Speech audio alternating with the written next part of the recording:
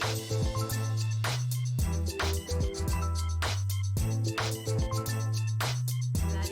morning. I have my coffee and I have my breakfast. I have 2 pieces of bacon, sausage, and eggs, and a little bit of cheese in there. What today I want to talk about is what I wish I would have known before starting keto. Um, and it's just going to be like 5 steps. So I'm trying to look at a list over here of the notes I took, so I just want to let you know that. That's why I'm looking over there.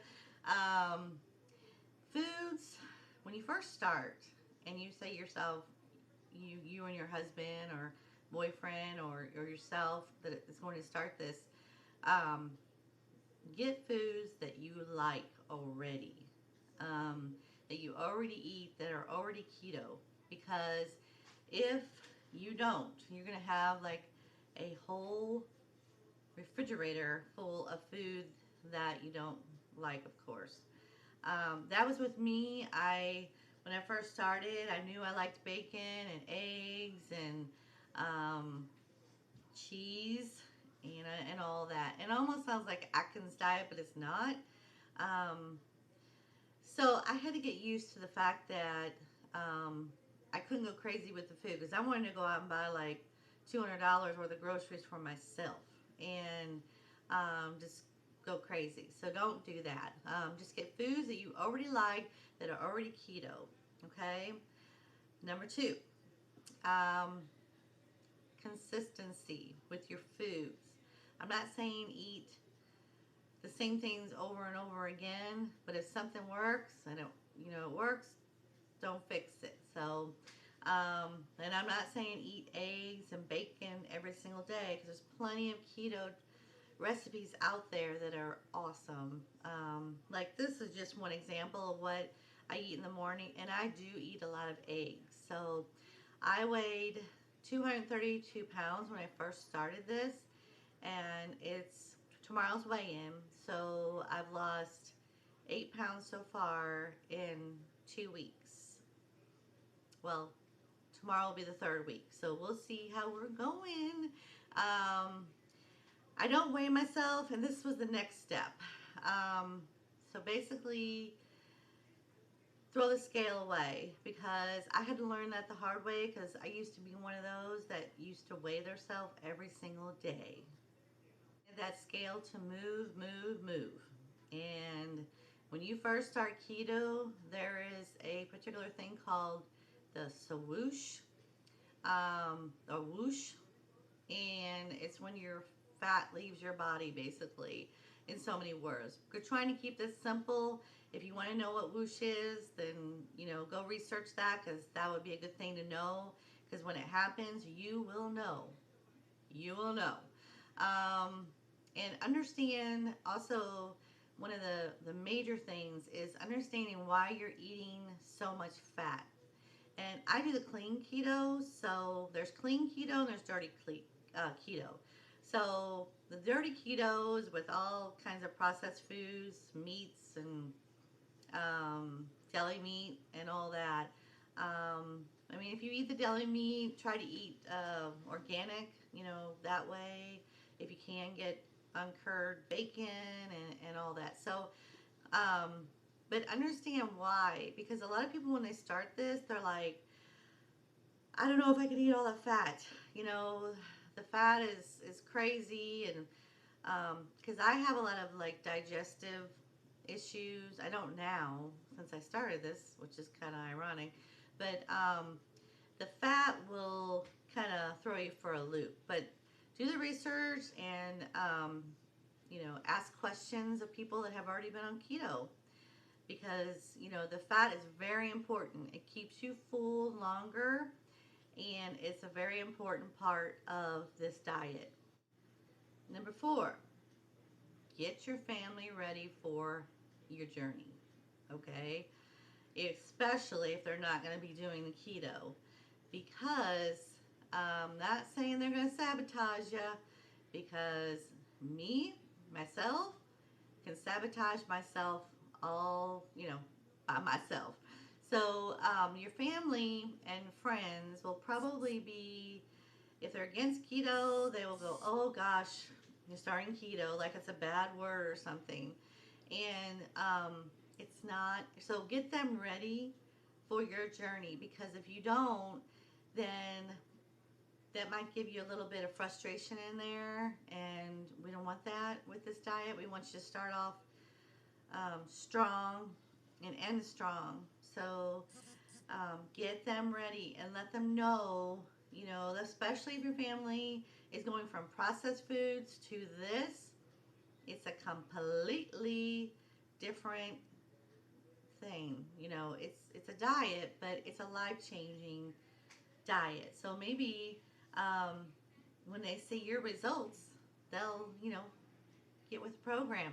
But if you have somebody that's going to support you, that is awesome, because you guys can be both your accountability, and so that's awesome. And what will happen is around maybe the 2 or 3 week mark is when you stop losing the weight. All of a sudden, the scale will stop.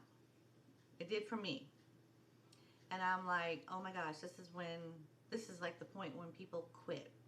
They really do. They quit because they're so frustrated that the scale's not moving. And that's called the whoosh.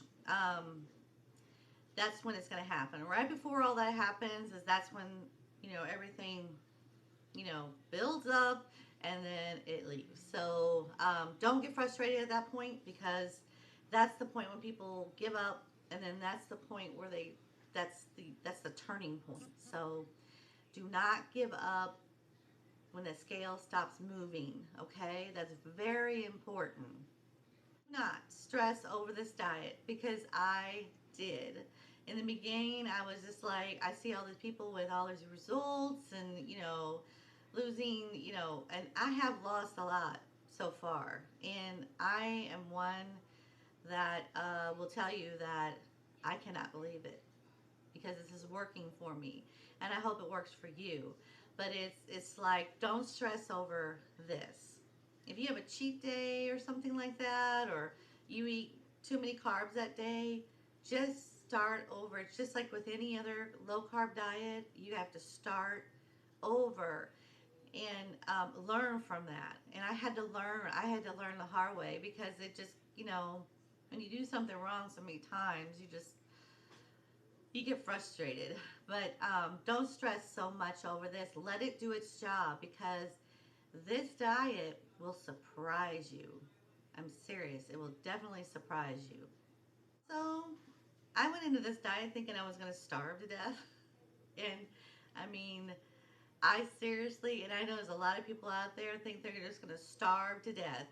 Because when I said the word diet, automatically I thought, it's sabotage time, So this actual diet keeps you fuller longer. I can eat my breakfast, like this breakfast that I have, and my keto coffee, which I have a recipe, and I will put the link down below for the recipe, and you can go watch that. It's a little bit different recipe than your normal keto, but it helps with inflammation, which is a big thing with keto diet. Helps with inflammation a lot.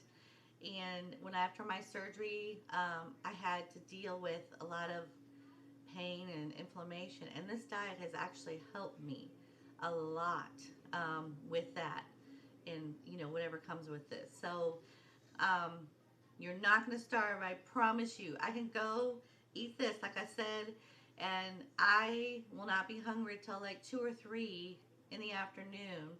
So just know that the fat is the one that's keeping you fuller longer. So, and then all the mixture, everything else in there. Just don't think that just because you're doing a low carb that you can't. My thing is, a lot of people think that if they don't eat all the breads and everything that actually comfort them, this actually does a lot more, and you will know when you get on keto. You will know. That was something that I had to learn because I liked my, tortillas and all that, and for quesadillas and everything. But I do have another recipe that I did on quesadilla for keto, where I make the quesadillas and everything. The shell that goes in it. Um, it's an awesome video. I think. So anyway, that's my 5. It's probably more than 5, but just go for it. So if you like this video, give it a thumbs up, subscribe, like, share, all that good stuff. You guys have a great day, and keto on. See ya.